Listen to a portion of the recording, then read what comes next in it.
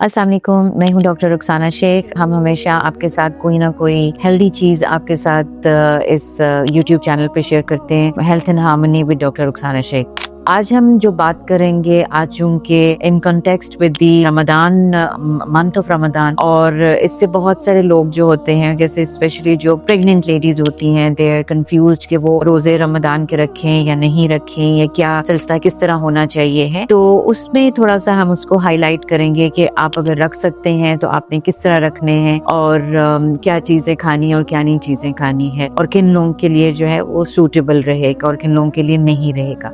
तो आज इसी टॉपिक के ऊपर हम थोड़ी सी बात करेंगे। और बात करते हैं प्रेग्नेंट लेडीज के। अब हमें पता है कि there are 3 trimesters. First trimester जो कि फर्स्ट 3 मंथ्स तक चलता है या 12 वीक्स तक, then there is a second trimester and then there is a third trimester. So ये डिफरेंट ट्राइमेस्टर्स हैं और इनमें डिफरेंट सॉर्ट ऑफ, यानी कि आप समझ लीजिए अब बॉडी के रिएक्शंस होते हैं या बॉडी का बिहेवियर होता है। सो उसी के मुताबिक हम आपको एडवाइस कर सकते हैं कि आपको रोजे जो है वो किन किन कंडीशंस में रखने चाहिए। फर्स्ट ट्राइमेस्टर में होता ये है कि चूंकि वॉमिटिंग और नोजिया और ये ज्यादा कंडीशंस खराब होती हैं, डिहाइड्रेशन हो रही होती है, ऑफ एंड ऑन हो रही होती है। सो उसमें ज्यादातर यही है कि अगर तो ये आपकी बॉडी पे डिपेंड करता है। If you can fast for 12 और 14 hours then it's okay, but चूंकि इसमें रिक्वायरमेंट होती है कि फ्रीक्वेंट मील्स लेनी है, वाटर इनटेक ज्यादा होना चाहिए, डिहाइड्रेशन नहीं होना चाहिए, तो हम अक्सर अपने पेशेंट्स को जो फर्स्ट ट्राइमेस्टर में होते हैं उनको थोड़ा सा यही कह देते हैं कि आइदर आप ब्रेक्स में कर लीजिए, लाइक अगर आपने एक रोजा रखा है या ऑल्टरनेट डेज पे रख लीजिए, या जो फ्राइडे थर्सडे इस तरह के रोजे रख लीजिए। सो दैट वुड डिपेंड कि आप किस तरह रख सकते हैं। तो लेकिन उनके लिए ये रिकमेंडेशन होती है कि इस तरह वो रोजे रख सकते हैं। और इसके अलावा ये है कि जो है वाटर इनटेक जो है वो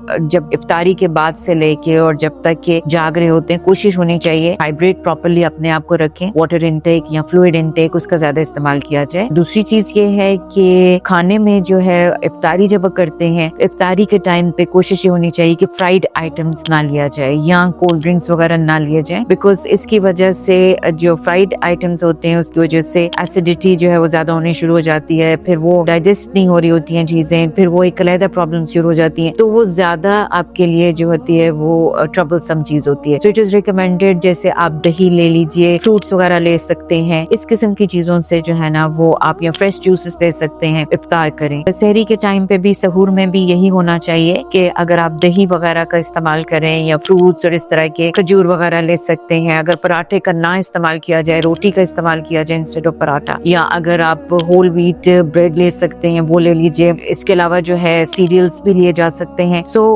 अपने जो है ना अपनी डाइट के अंदर फैट्स हैं, फैट की कंजम्पशन जो है वो कम होनी चाहिए, क्योंकि उसकी वजह से है फिर वो एसिडिटी जो है थ्रू आउट द डे जो है वो रहता है। तो ये नहीं होना चाहिए। Second and third trimester usually are the better, because उसमें जो है ये वॉमिटिंग या नोजिया नहीं होता है, इंडाइजेशन कम होना शुरू हो जाती है, तो उसमें जो है वो रोजे रखे जा सकते हैं और बड़े आराम से रखे जा सकते हैं। तो हम यही रिकमेंड करते हैं, बट डाइट उनमें भी यही होनी चाहिए है कि फ्राइड आइटम्स को जो है से नो टू देम। वैसे भी वो they not healthy. I mean, if you're eating all those things, it's just going to जो है हमें जो है ना फैट हमारा जो है वो बढ़ाता है, और इसके अलावा जो एसिडिटी वगैरह की जब कंप्लेंट्स होनी शुरू हो जाती है, तो इन चीजों को अवॉइड करना चाहिए रूटीन में भी। और सेकेंड एंड ट्राइमेस्टर, प्रेगनेंसी में तो खास तौर पे ये चीजें जो है ना अवॉइड करनी चाहिए। सो प्रेग्नेंट लेडी के लिहाज से हम कहेंगे कि रोजे जहाँ पे आप देख सकते हो आप रख सकते हो, आप जरूर रखो। और अगर आप नहीं रख सकते, क्योंकि आपको पता है कि एग्जाम्पशन है, रमदान में एग्जाम्पशन होती है, जो प्रेग्नेंट लेडीज हैं, जो सफर में लोग होते हैं, तो उनको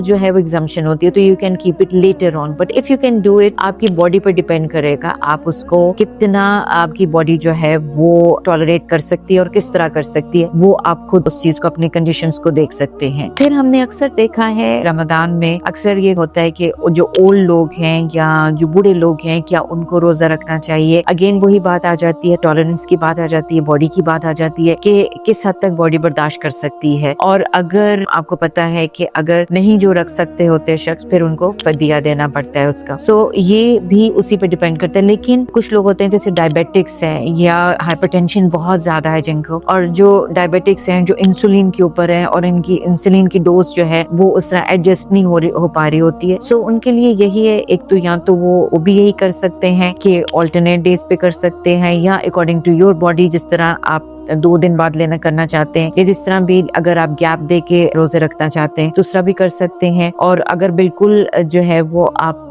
में हिम्मत नहीं है या आप नहीं कर सकते हैं तो फिर वो उसका ऑल्टरनेट यही होता है कि फिदिया दिया जाए। So this is it. I hope कि आपका रमदान का मंथ जो है बहुत अच्छा गुजरेगा। एंड जो है आप it also cleanses, you know कि रमदान इज द पीरियड के it not only cleanses the body but cleansing of the soul as well. So I hope आपका भी रमदान इसी तरह गुजर रहा होगा। And wish you all the best for Ramadan और उसके बाद भी अल्लाह हाफिज।